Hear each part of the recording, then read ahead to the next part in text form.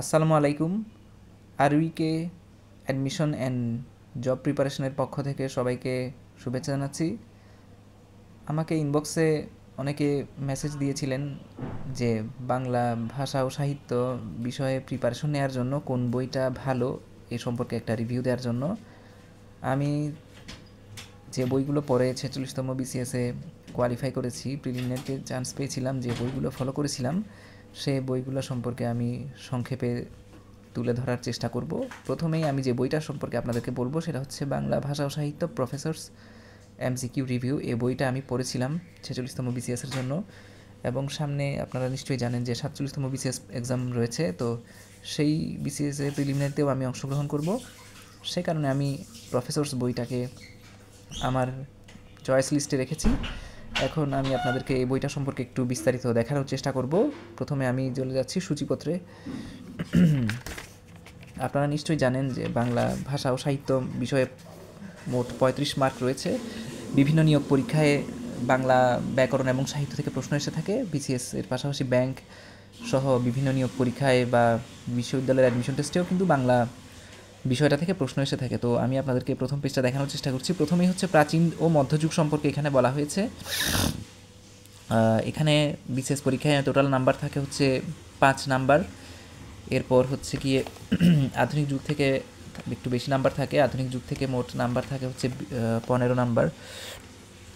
এখানে আধুনিক যুগের সম্পর্কে বিস্তারিত দেখানো হয়েছে এবং বিভিন্ন পত্রিকা, সাময়িকী এবং সম্পাদক সম্পর্কে বলা হয়েছে। কোন পত্রিকা কত সালে প্রকাশিত হয় এবং কে সম্পাদক ছিলেন, এগুলো কিন্তু জানা খুবই গুরুত্বপূর্ণ।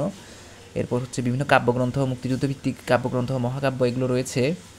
এখন আমি যদি একটু ভিতরে যাওয়ার চেষ্টা করি, আরেকটা কথা বলে রাখি, সেটা হলো বাংলা ব্যাকরণে বিসিএস পরীক্ষায় মোট নাম্বার থাকে 15, তবে বিভিন্ন সময় এটার ব্যতিক্রম হতে দেখা যায়, অর্থাৎ এমসিকিউতে নাম্বার বাড়তেও পারে, কমতেও পারে। আমি আপনাদেরকে যদি বাংলা সাহিত্য সম্পর্কে একটু বলার চেষ্টা করি, অধ্যায় 5 নাম্বারে আমি আপনাদেরকে দেখাই। এখানে পত্রিকা, সাময়িকী ও সম্পাদক সম্পর্কে বিস্তারিত বলা হয়েছে। তারপর আমি যদি কোনো লেখক সম্পর্কে আপনাদেরকে দেখাতে চাই, সেটাতে যেতে হলে আমাদেরকে আরেকটু পরে যেতে হবে। আমি আপনাদেরকে আরেকটু বিস্তারিত দেখানোর চেষ্টা করি। এখানে প্রশ্ন যেভাবে সেট করা হয়েছে সেই জিনিসটা আমার কাছে খুব ভালো লেগেছে। যেমন আপনাদেরকে দেখাচ্ছি যে অর্থাৎ 18তে বাংলা গান থেকেও কিন্তু বেশ কয়েকবার প্রশ্ন এসেছে। এখানে কিছু গুরুত্বপূর্ণ তথ্য উল্লেখ করা হয়েছে এবং এরপর একটা লিস্ট দেওয়া হয়েছে, সেটা হলো জনপ্রিয় বাংলা গান এবং তাদের গীতিকার, সুরকার কে ছিলেন। এরপর শুরুতেই বিসিএস পরীক্ষার প্রশ্নগুলো লিস্ট অনুযায়ী সাজিয়ে দেওয়া হয়েছে এবং এর পরবর্তীতে যেটা দেওয়া হয়েছে পিএসসি ও অন্যান্য পরীক্ষার প্রশ্নোত্তর, অর্থাৎ পাবলিক সার্ভিস কমিশন অন্যান্য পরীক্ষাও নিয়ে থাকে। যেমন হচ্ছে গিয়ে এখানে যা আছে পিজিসিবি এর সহকারী প্রকৌশলীর পরীক্ষা, এরপর হচ্ছে এনএসআই এর সহকারী পরিচালক এবং বিজিএস এর পরীক্ষা, গ্যাস ডিস্ট্রিবিউশন কোম্পানি লিমিটেডের পরীক্ষা এবং বিভিন্ন ব্যাংকের পরীক্ষাও কিন্তু এখানে অন্তর্ভুক্ত। এরপর পিএসসির প্রশ্নগুলোর পাশাপাশি এরপর ব্যাংক নিয়োগ পরীক্ষাগুলো আলাদা লিস্ট করে দেওয়া হয়েছে। জিনিসটা আমার কাছে খুব ভালো লেগেছে। অর্থাৎ আপনি যদি পিএসসির এক্সামগুলোর প্রিপারেশন নিতে চান, আপনি সেই অনুযায়ী আপনার মতো করে পড়ে নিতে পারেন, এবং ব্যাংকের জন্য আপনি যদি প্রিপারেশন নিতে চান, আপনি যদি অ্যাডমিশন টেস্টের জন্য বিশ্ববিদ্যালয়ে অ্যাডমিশন টেস্টের প্রিপারেশন নিতে চান, সেখানেও আপনি প্রশ্নগুলো সাজানোভাবে পেয়ে যেতে পারেন। তো এই জিনিসটা আমার কাছে খুব ভালো লেগেছে। এরপর আরেকটা জিনিস হলো কবি সাহিত্যিকদের উপাধি ও ছদ্মনাম, এটা আলাদা একটা অধ্যায় দেওয়া হয়েছে, যে কারণে আপনি এটা অধ্যায় ভিত্তিক সাজানো হওয়ার কারণে আপনি এটা সহজেই খুঁজে পেতে পারেন। অর্থাৎ পত্রিকার সম্পাদক কে ছিলেন, কার ছদ্মনাম কে ছিল, কে কোনটা কার ছদ্মনাম, এবং তারপর হলো গিয়ে কোন পত্রিকা কত সালে প্রকাশিত হয়। এরপর মহাকাব্য, ছোট গল্প, উপন্যাস, সাহিত্য, এই জিনিসগুলো আলাদাভাবে সেট করা। এরপর আমরা যদি প্রশ্নের দিকে তাকাই, এখানেও বিসিএস পরীক্ষার প্রশ্নটা আলাদা লিস্ট আকারে দেওয়া হয়েছে।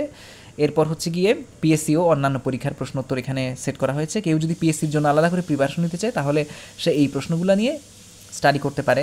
তারপর হচ্ছে ব্যাংকের জন্য যদি কেউ পড়তে চায়, তাহলে আলাদাভাবে সে ব্যাংকের জন্য পড়ে নিতে পারে। অর্থাৎ এখানে যেভাবে দেখানো হয়েছে প্রতিটা অধ্যায়ে এভাবে সেট করা। প্রথমে হচ্ছে গিয়ে বিসিএসের প্রশ্ন, তারপর পিএসসির নিয়োগ পরীক্ষার প্রশ্ন, এরপর হচ্ছে গিয়ে যেটা দেওয়া হয়েছে ব্যাংক নিয়োগ পরীক্ষার প্রশ্ন। ব্যাংক নিয়োগ পরীক্ষার প্রশ্নের পর যেটা দেওয়া হয়েছে সেটা হলো গিয়ে বিশ্ববিদ্যালয় অ্যাডমিশন টেস্টের প্রশ্ন। অর্থাৎ সবগুলো অধ্যায় একইভাবে সাজানো হয়েছে। এরপর কবি সাহিত্যিকদের জন্ম মৃত্যুর সালটা আলাদা একটা অধ্যায়ে 20 নম্বর অধ্যায়ে দেওয়া হয়েছে। অর্থাৎ আপনি সবগুলো কবি এবং সাহিত্যিকদের জন্ম মৃত্যুর সাল এখানে পেয়ে যাবেন।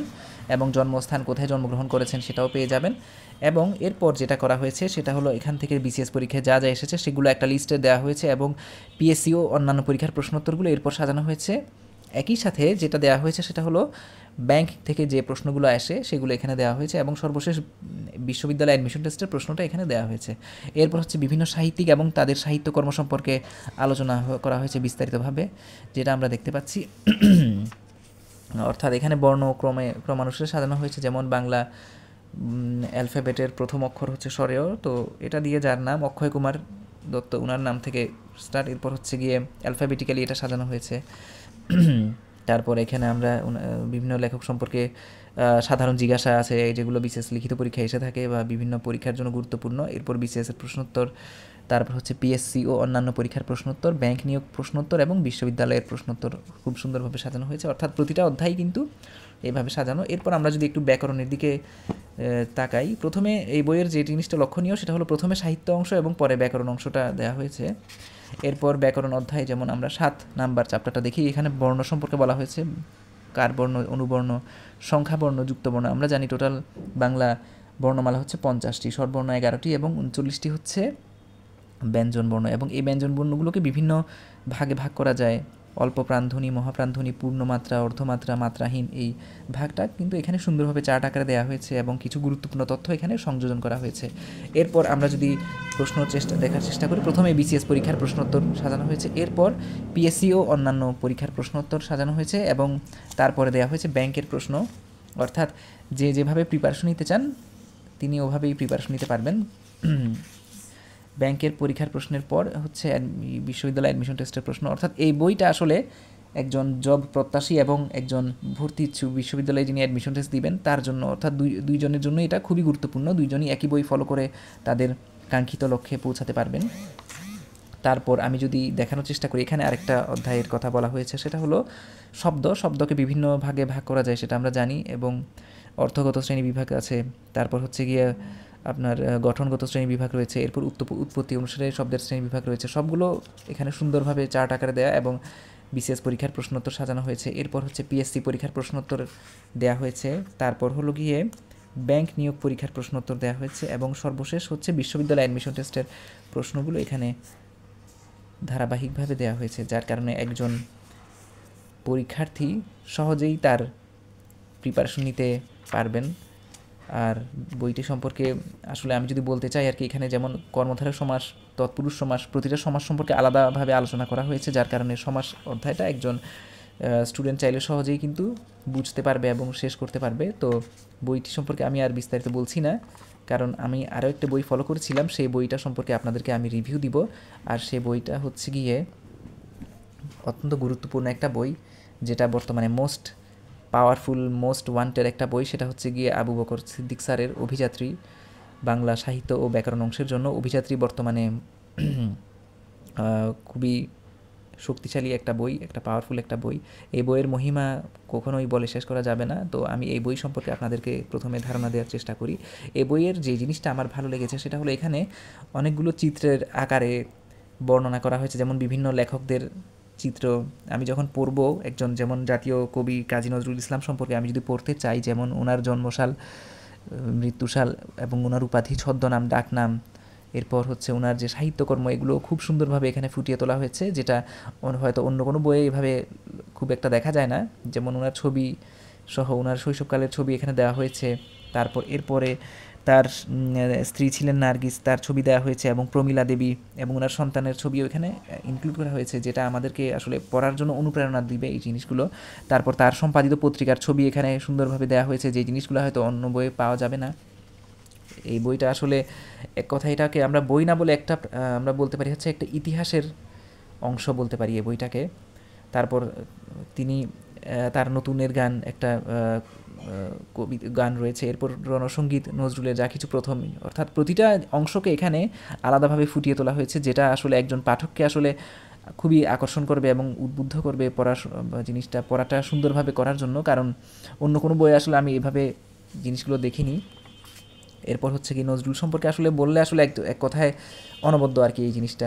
এখানকার উপস্থাপনটা আমি যদি বলতে চাই, আসলে এটার সাথে কারোরই তুলনা হয় না। যেমন এখানে ওনার যে 3টা উপন্যাস তিনি লিখেছেন সেগুলোর প্রচ্ছদ এখানে দেওয়া হয়েছে, যে জিনিসটা আসলে আমাদেরকে আরও অনুপ্রাণিত করে যে তার সম্পর্কে জানার জন্য।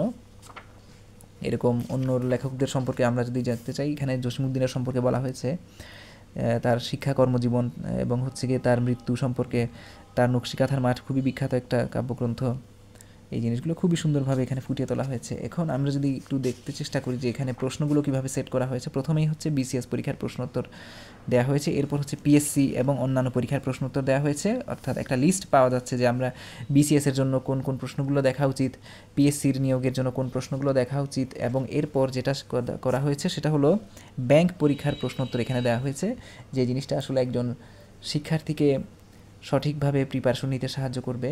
তারপর এই বইয়ের আরেকটা অন্যতম আকর্ষণ হলো বইয়ের একেবারে শেষে যেটা করা হয়েছে সেটা হচ্ছে লিখিত পরীক্ষার প্রশ্নগুলো সেট করা হয়েছে এবং এগুলোর অ্যান্সার দেওয়া হয়েছে, অর্থাৎ একজন স্টুডেন্ট চাইলে প্রিলিমিনারি পরীক্ষার প্রস্তুতির পাশাপাশি লিখিত পরীক্ষার প্রস্তুতিটাও কিন্তু নিয়ে নিতে পারেন তিনি। এটা আসলে অন্য কোনো বইতে আসলে সচরাচর দেখা যায় না। আর আমি আরেকটা কথা বলে রাখি, সেটা হচ্ছে এই জিনিসটা অন্য একটা বইয়ে হয়তো আমি দেখেছিলাম, সেটা হচ্ছে মফিজুল ইসলাম মিলন স্যারের অগ্রদূত বইটাতেও হয়তো এরকম ছিল। তো অভিযাত্রী বইটাতেও একই জিনিস করা হয়েছে, যে জিনিসটা আসলে বইয়ের অন্যতম প্রধান একটা আকর্ষণ। অন্য বইগুলোতে সাধারণত দেখা যায় এমসিকিউর জন্যই তথ্য দেওয়া থাকে, কিন্তু এখানে লিখিত পরীক্ষার প্রশ্ন দেওয়ার পাশাপাশি এটার সমাধানও দেওয়া হয়েছে, যার কারণে একজন স্টুডেন্ট চাইলে তার প্রিলিমিনারি পরীক্ষার প্রস্তুতির পাশাপাশি লিখিত পরীক্ষার প্রস্তুতিটাও সাথে সাথে নিয়ে নিতে পারেন, যে জিনিসটা আসলে খুবই গুরুত্বপূর্ণ। রিসেন্ট কিছু প্রশ্ন এখানে সংযোজন করা হয়েছে, যে জিনিসটা আসলে খুবই গুরুত্বপূর্ণ। আর এখানে আমরা দেখলাম বিভিন্ন লেখক সম্পর্কে সংক্ষিপ্ত আকারে চিত্র সাহায্যে বর্ণনা করা হয়েছে, যে জিনিসটা আসলে এক কথায় অনবদ্য আর কি। তো আমি আমার জব প্রিপারেশন নেওয়ার শুরুতেই একটা জিনিস লক্ষ্য করেছি, সেটা হলো এক একজন এক একভাবে বই সাজেস্ট করতো, অর্থাৎ মানে আসলে এটা আসলে খুব অস্বাভাবিক না, খুবই স্বাভাবিক একটা জিনিস। এক একজন যেহেতু এক একভাবে তার প্রিপারেশন নিচ্ছে, তার প্রস্তুতি এক একজন এক একভাবে নেয়, তো সাধারণত বাজারের প্রচলিত বইগুলো আসলে সবগুলো আসলে মোটামুটি একদিক একই, কিন্তু কিছু ব্যতিক্রমী বই রয়েছে, যেমন অভিযাত্রীকে আমি 1 নম্বরে রাখবো। যদি কেউ আমাকে জানতে চান যে বাংলা বিষয় প্রস্তুতির জন্য কোনটা সেরা বই, সেক্ষেত্রে আমি অভিযাত্রীকে 1 নম্বরে রাখবো এবং প্রফেসরস বইটাকে 2 নম্বরে রাখবো। এই দুইটা বই যেহেতু আমি ফলো করেছি, এই দুইটা বইয়ের একদম শুরু থেকে শেষ পর্যন্ত আমি জানি, তো আপনারা নির্দ্বিধায় এই দুইটা বই সিলেক্ট করতে পারেন। এরপর আমি আরেকটা কথা বলে রাখি, সেটা হচ্ছে যারা 9-10, আমি তো স্টুডেন্ট পড়াতাম, টিউশন করতাম, এখনও করি, যার কারণে 9-10-এর বাংলা বইটাও আমার পড়া হয়েছিল এবং কলেজের বাংলা বইটাও আমার পড়া হয়েছে। ওখান থেকেও কিন্তু বেশ কিছু প্রশ্ন এসে থাকে, যেই প্রশ্নগুলো প্রফেসরস বইটাতে এবং অভিযাত্রী বইটাতে সংযোজন করা হয়েছে। তো আমার কাছে অভিযাত্রী বইটাকে খুবই ভালো লেগেছে, এই কারণে আমি এই বইটাকে 1 নম্বরে রাখতেছি। এবং আমার 46তম বিসিএসে চান্স পাওয়ার অন্যতম প্রধান কারিগর হচ্ছে এই বইটা, কারণ বাংলাতে যে 35 নাম্বার আসে, এই 35-এর মধ্যে আমার 32টার মতো এমসিকিউ কারেক্ট হয়েছিল আর 2টা ভুল হয়েছিল। তো বাংলা ভাষায় আসলে বাংলা ভাষা ও সাহিত্যের প্রিপারেশন নেওয়ার জন্য এবং সর্বোপরি অ্যাডমিশন টেস্টের জন্য বা যে কোনো ধরনের নিয়োগ পরীক্ষার জন্য অভিযাত্রী হচ্ছে একটা বেস্ট বই। আর সহায়ক বই হিসেবে আরেকটা প্রিলিমিনারি জন্য বাংলা প্রফেসরস বইটাকে সিলেক্ট করা যেতে পারে। আর আমি এই বইটা সম্পর্কে যেহেতু অনেকে জানতে চেয়েছেন, আমি আপনাদেরকে বিভিন্ন পেজগুলো দেখাচ্ছি। যেমন এখানে হচ্ছে গিয়ে বাংলা ব্যাকরণ অংশের কিছু জিনিস দেখানো হয়েছে, যে আপনার অপপ্রয়োগের কথা বলা হয়েছে এখানে, অর্থাৎ অশুদ্ধ অপপ্রয়োগ এটা কিভাবে হতে পারে সেই সম্পর্কে বলা হয়েছে। এরপর হলো কিছু এখানে উদাহরণ দেওয়া হয়েছে। তারপর এখানে হচ্ছে গিয়ে এই যে অংশটাতে দেখানো হচ্ছে বানানের কথা, অতি গুরুত্বপূর্ণ শব্দের তালিকা, যেগুলো বানান সঠিক বানান কোনটি, এই প্রশ্নটা এসে থাকে। তারপর এখানে চিত্রের সাহায্যে জিনিসটা দেখানো হয়েছে, যে জিনিসটা আসলে একজন শিক্ষার্থীকে আসলে পড়াগুলো সঠিকভাবে শেষ করতে সাহায্য করে। তারপর আমি যদি আরও কিছু জিনিস দেখানোর চেষ্টা করি, যেমন এই জায়গাতে যে জিনিস দেখানো হচ্ছে সেটা হলো সমাস, অর্থাৎ আমরা তো জানি সমাস 6 প্রকার, সকল বইতেই আসলে ওভাবে বর্ণনা করা হয়েছে, কিন্তু এই বইটাতে আসলে উপস্থাপনটা একটু ব্যতিক্রম। এখানে চিত্রের সাহায্যে বর্ণনা করার ফলে একজন স্টুডেন্টের আসলে ব্রেনটা সহজেই ক্যাচ করে ফেলতে পারে পড়াগুলো।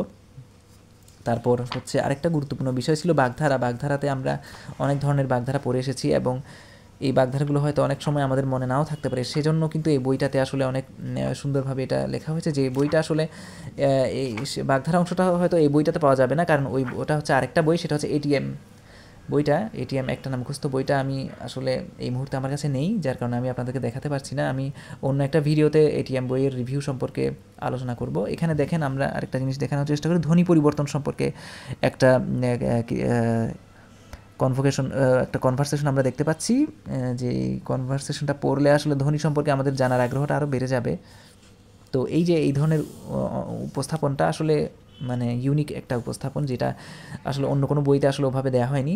এরপর আরেকটা জিনিস আমি বলে রাখি, সেটা হচ্ছে ক্লাস 9-10-এর যে বাংলা ভাষার ব্যাকরণ রয়েছে মুনি চৌধুরী স্যারের রচিত, এই বইটার থেকে প্রশ্ন এখানে দেওয়া হয়েছে, যেটা আসলে খুবই গুরুত্বপূর্ণ, কারণ মুনি চৌধুরী স্যারের বই থেকে অবশ্যই প্রশ্ন এসে থাকে বিভিন্ন নিয়োগ পরীক্ষা, বিসিএস ব্যাংক নিবন্ধন সহ বিভিন্ন ইউনিভার্সিটি অ্যাডমিশন টেস্টে।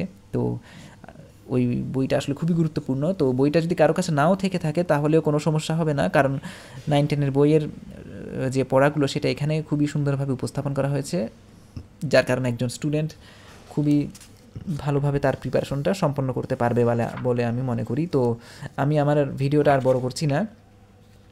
আচ্ছা, এখানে আরেকটা কথা বলে রাখি, সেটা হলো আমরা জানি বাংলা ব্যাকরণ সম্পর্কে আমরা পড়ে এসেছি। বাংলা ব্যাকরণ যেমন ডক্টর মোহাম্মদ শহীদুল্লাহ একজন ভাষাবিদ, তিনি বাংলা ব্যাকরণ সম্পর্কে অনেকগুলো বই লিখেছেন। তারপর হচ্ছে গিয়ে সুকুমার সেন এবং হচ্ছে ডক্টর আব্দুল হাই, তারপর হচ্ছে সুনীতি কুমার চট্টোপাধ্যায়, ওনাদের বই সম্পর্কে আমরা পড়েছি। এবং কিন্তু বইগুলোর কেমন ছিল সেগুলো হয়তো আমরা অনেকেই জানি না। তো এই বইটাতে, অভিযাত্রী বইটাতে, ওই বইগুলো সম্পর্কে ছোট একটা ধারণা, ছোট বলবো না আসলে, বিস্তারিত একটা ধারণা দেওয়া হয়েছে। অর্থাৎ বইগুলোর শুধু নাম দেওয়া হয়নি, এর সাথে বইয়ের প্রচ্ছদ অর্থাৎ চিত্রও সুন্দরভাবে উপস্থাপন করা হয়েছে, যেটা একজন স্টুডেন্টকে আসলে পড়াগুলো মনে রাখতে খুবই সাহায্য করে। তো আমি আর আমার ভিডিওটা আর বড় করছি না। আপনাদের যদি আমার ভিডিওটা ভালো লেগে থাকে তাহলে আমার চ্যানেলটাকে সাবস্ক্রাইব করবেন, আর আমি চেষ্টা করব এই দুইটা বই থেকে অর্থাৎ অভিযাত্রী এবং প্রফেসর বই থেকে আপনাদেরকে আরও কিছু ভিডিও দেওয়ার জন্য। অর্থাৎ আমি একটা সম্পূর্ণ কোর্স নিয়ে আসবো, যেটা হচ্ছে আপনাদের জন্য একদম ফ্রি।